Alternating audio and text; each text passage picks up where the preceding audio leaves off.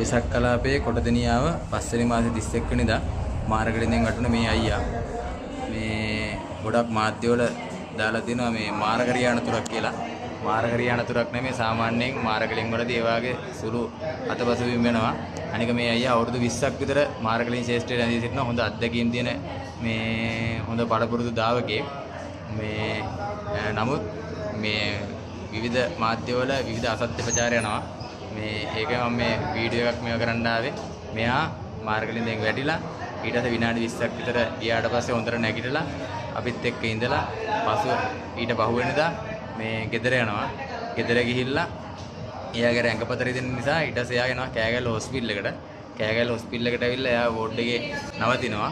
දැන් වැඩිදුර ප්‍රතිකාර කිරීම සඳහා මෙයා කෑගල්ලේ හොස්පිටල් එකේ නැවතිලා ඉන්නවා.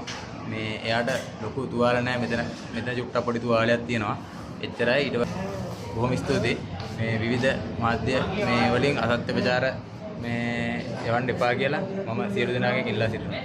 අපි දැන් ඉන්නේ කෑගල්ලේ හොස්පිටල් එකේ. කොටදෙනියා මාර්ග විසක් කලාපේ මාර්ගලින් වලට මට ඉතල අමාරුවක් නෑ. දැන් මම ඒ ප්‍රතිකාර සඳහා කෑගල්ල රුවලේ නැවතිලා තියෙනවා. කොටදෙනියාවේ මාර්ගලින් වටුන කෙනාගේ නෝනා එයා වටුනට එයා පහෝදා ගෙදරට ආවා. ඇවිල්ලා හිටිය ටික වෙලාවක් හවස වෙනකම් ඊට පස්සේ එයාට චුට්ටක් ඇඟපත රිදෙනවා කිව්වා. ඊට පස්සේ මේ කෑගල්ලේ සිත්සෝන රෝහලට ඇතුළත් කළා.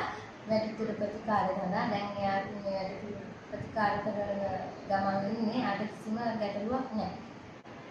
එයාට කිසිම බරපතල ගැටලුවක් නැහැ.